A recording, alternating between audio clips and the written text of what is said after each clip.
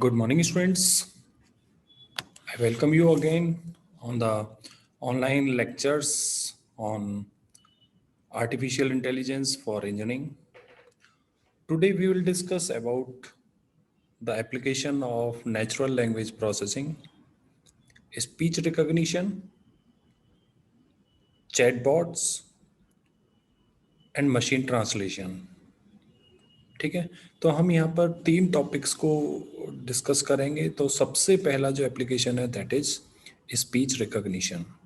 ठीक है, तो इससे पहले जब मैंने आपको इंट्रोडक्शन दिया था एनएलपी का, एनएलपी के बारे में डिस्कसन किया था, तो उस टाइम भी मैंने आपको बताया था कि जो एलेक्सा है, सीरी या फिर आपके गूगल असिस्टेंट हैं, ये क्या है, देखिए अगर मैंने कुछ बोला, ठीक है, तो उसको रिकॉग्नाइज करना, उस वर्ड को रिकॉग्नाइज करना, उस वर्ड के अल्फ़ाबेट्स क्या हैं उनको रिकॉग्नाइज करना। ठीक है, तो जो इसका जो स्पीच रिकॉग्निशन का एक पूरा जो प्रोसेस है दैट इज ए ऑटोमेटिक, इसको हम ऑटोमेटिक स्पीच रिकॉग्निशन भी बोलते हैं। ठीक है, या फिर नॉर्मली हम स्पीच रिकॉग्निशन बोलते हैं। ठीक है, तो जब भी स्पीच रिकॉग्निशन की बात होगी तो there is a involvement of natural language processing. अब टेक्स्ट टू स्पीच है या स्पीच टू टेक्स्ट है, ये कन्वर्जन है, ये एक अलग वे है कि उस स्पीच को कैसे टेक्स्ट में कन्वर्ट करना। जैसे मैंने आपको भी जस्ट मैं एक एग्जांपल देता हूँ। जैसे मैंने बोला, अगर मैं गूगल गूगल ओपन करता हूँ, मैं गूगल ओपन करने के बाद में जैसे कि आप देखेंगे मशीन ट्रांसलेशन,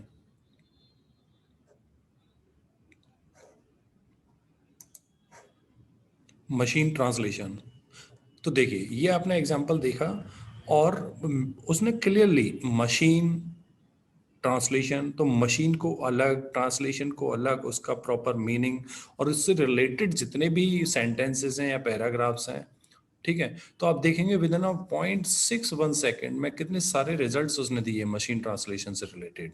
ठीक है, तो उसने जो मेरा जो जो मेरे वर्ड्स हैं, ठीक है, उसको रिकॉग्नाइज किया, उनको टेक्स्ट में कन्वर्ट किया, जो हम यहाँ पर बात कर रहे हैं वो उसको टेक्स्ट में कन्वर्ट कर किया। तो ये है बेसिकली स्पीच रिकॉग्निशन। ये आपने लाइव एग्जांपल देखा, ठीक है, गूगल ट्रांसलेशन के थ्रू। फिर देखिए, speech recognition is just the process that enables a computer to recognize and respond to spoken word and then converting them in a format that the machine understand। तो देखिए, जैसे मैंने बोला machine translation, तो जो मेरे बोले हुए वर्ड्स हैं उनको रिकॉग्नाइज किया मशीन ने। ठीक है, जो उसकी मशीन लैंग्वेज है, जिसको मशीन अंडरस्टैंड करती है, उसमें कन्वर्ट किया। ठीक है, उनको फिर जो एंड गोल क्या है, वो टेक्स्ट में कन्वर्ट होना है, तो उनको टेक्स्ट में कन्वर्ट करके दिया machine. And second one is the translation. तो ये क्या है आपका, this process is called the speech recognition. For example, जैसे मैंने यहाँ पर अभी अभी आपको बताया, Google dictates and other transcription programs use speech recognition to convert your spoken words into text, while digital assistants like Siri, Alexa respond in text format or voice. So there are three tasks of speech recognition. ठीक है, कैसे उसका पूरा process है।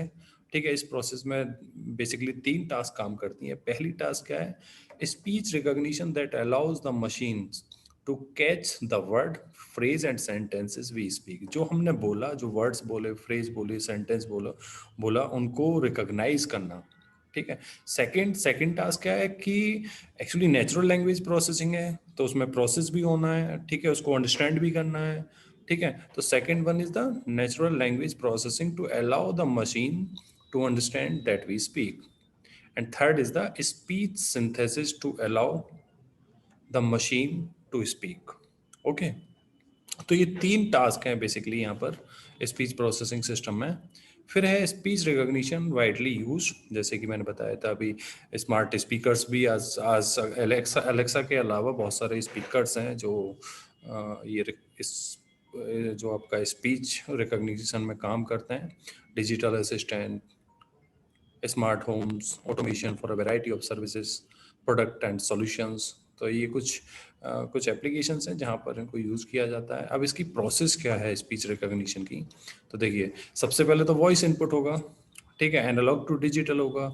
अब there are acoustic and language model, then it is converted to the speech engine, display and feedback. So speech recognition works using algorithms through acoustic and language modeling. Acoustic modeling represents the relationship between linguistic unit of speech and audio signal. Language modeling matches sounds with word sequence to help distinguish between words and sound similar. ठीक है, तो sound और जो words आपके produce हो रहे हैं उसके लिए कौन सी एक लैंग्वेज मॉडल है, ठीक है, जो हमारे स्पीच है और उसको फिर जो आपके वर्ड्स में, ठीक है, जो आपके ऑडियो सिग्नल्स हैं उनको मैच कराने के लिए एकॉस्टिक मॉडल होता है, right. So there is another method in NLP or Ngrams. NLP makes the speech recognition process easier and take less time. Ngrams में क्या है, there are three when we discussed about the topology, ठीक है, जो terminology हमने use की थी तो वहाँ पे एक टोपोलॉजी हमने यूज़ की थी, ठीक है, 2 ग्राम्स, ट्राईग्राम्स, एनग्राम्स, पाईग्राम्स क्या आया था आपका, जिसमें 2 कॉन्जुगेटिव वर्ड्स एक साथ आते हों या फिर 3 कॉन्जुगेटिव वर्ड्स, ठीक है, और इसमें क्या है एन नंबर ऑफ एन वो कंजुगेटिव वर्ड्स, ठीक है, तो इसके थ्रू भी हम स्पीच को रिकॉग्नाइज करते हैं. देयर आर सम एप्लीकेशंस, ठीक है, कुछ सिंपल एप्लीकेशंस तो हमने डिस्कस कर लिए हैं, जैसे आप सीरी है, ठीक है, या फिर एलेक्सा के या गूगल असिस्टेंट की बात कर रहे हैं, कोर्टाना की बात कर रहे हैं, ठीक है, तो these are all the application of speech recognition. इसके कुछ प्रॉज एंड कॉन्स भी हैं, easy to use, readable, readily available, ठीक है, frequently installed in computers and mobile devices allowing for easy access. कुछ कॉन्स भी हैं, inability to sometimes capture words due to variation of pronunciation. कई बार ऐसा होता है कि प्रोनाउंसिएशन की वजह से वो एग्जैक्ट वर्ड रिकॉग्नाइज नहीं कर पाता है. Lack of support for some languages, inability to sort through background noise. Some speech recognition software may also take time and feel relatively slow to process speech. ठीक है स्टूडेंट्स, तो ये जो है स्पीच रिकॉग्निशन है, it is an important application of natural language processing.